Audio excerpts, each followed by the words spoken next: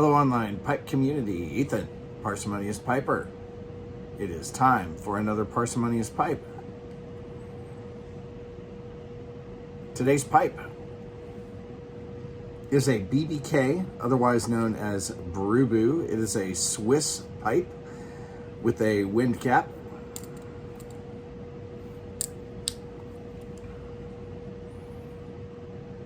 In it, I am smoking the blend of the week, which is none other than the Toscano Maestro Puccini, gifted to me this last weekend by none other than Will Bill.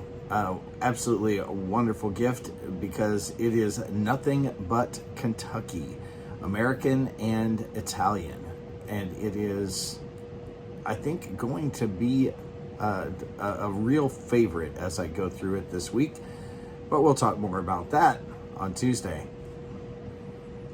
Let's talk about this pipe as I get it relit here.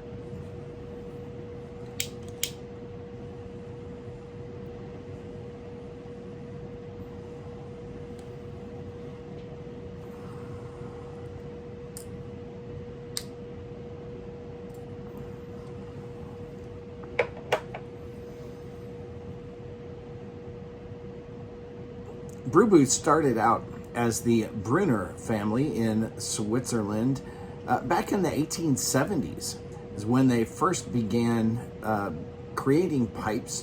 One of the sons in the family went off to apprentice in Alsace.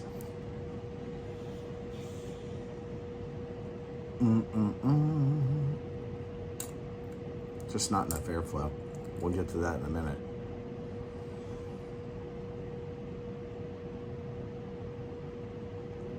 And then in St. Cloud, and came home to Switzerland, and they started a family piping business.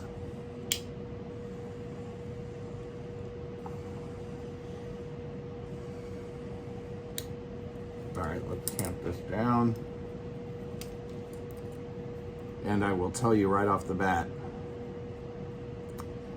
the pipe is a pain in the tuchus to smoke.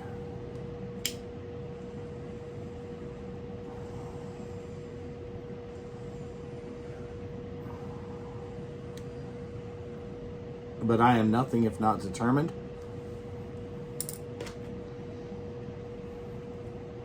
So, 1870s, Brunner family, Switzerland. Apprenticed, started a pipe family or a pipe company. They brought in a Mr. Buhofer in the 1930s.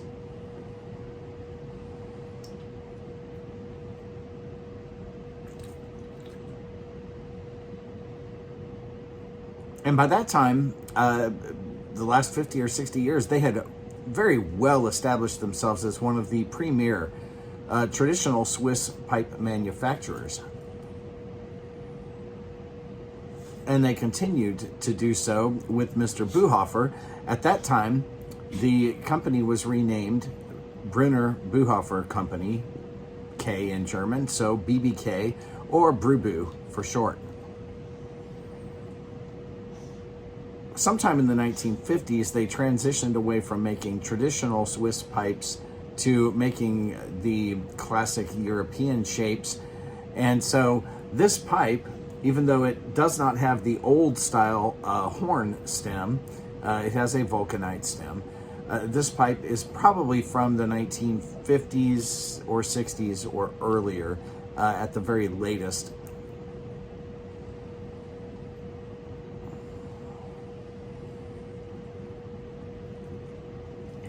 But they made a wide variety of traditionally styled pipes with the silver work and the wind cap and that sort of thing. And many of them in the Alpine Swiss or Cavalier style. And some absolutely beautiful pipes. Hold on just a second. Sorry about that. One of my dogs was being rather pesty and needed to be laid down. So without further ado about the company, let's take a closer look at this pipe. I didn't mention it up front, but This pipe I found in a small shop in Waynesville, North Carolina. It was an absolutely wonderful find. It came with this little dog pipe stand, pipe rest. I paid more for it than I normally would. Everybody thinks I'm just cheap. Well, I'm not just cheap. But this one still, as pipes go, was not terribly expensive. I paid around $100 for it. I don't remember exactly, including the little pipe rest. But brew are not terribly common on the American estate market. The ones that I've found on eBay when I was looking up to find comps, very few of them were in this kind of condition. They were either completely restored and very expensive or in really bad condition. Here we see the pipe from the right side. The silver cleaned up nicely. What you're going to see for the most part, the silver on this pipe was pitted. So top and bottom, before and after, you can see up around the wind cap, for example, the silver is cleaner. That was possible, but in the lower picture, you can still see pitting there. Once all of the schmutz was cleaned off, that was still there. What silver plating is left was still damaged. The band that holds the stem on, I suppose, all of the silver plating on that had completely worn off. So rather than try to clean that with a silver cloth, I just hit it with some very fine sandpaper to get it shiny again. You will notice, looking at the stem all the way by the butt in the upper picture, it is brown. This stem was badly oxidized. The rest of it was not really brown, but it was a greenish color that doesn't show as well in this picture. In the bottom, you can see I was able to get that back to black. No before and after on this one. I forgot to take a before, but you can see again up under the wind cap, the pitting on the metal. All of the grime has been cleaned off. That is in fact clean. There is just a lot of damage from age and use. Interestingly, the bull's head has a nail right between the eyes. A shame, but I suppose they had to put the nail somewhere. In this slightly closer view, you can see that the silver came a little bit cleaner there on the bottom. The nails are obviously not silver. They did not polish up at all. But the band, again, that holds the stem to the chain, you can see polished up nicely using sandpaper. Here, looking inside the wind cap, this is actually clean. It was pretty gunky to begin with, and by the time I got all the gunk off, I got down to a spot where I realized that what was left is pitting and scratches.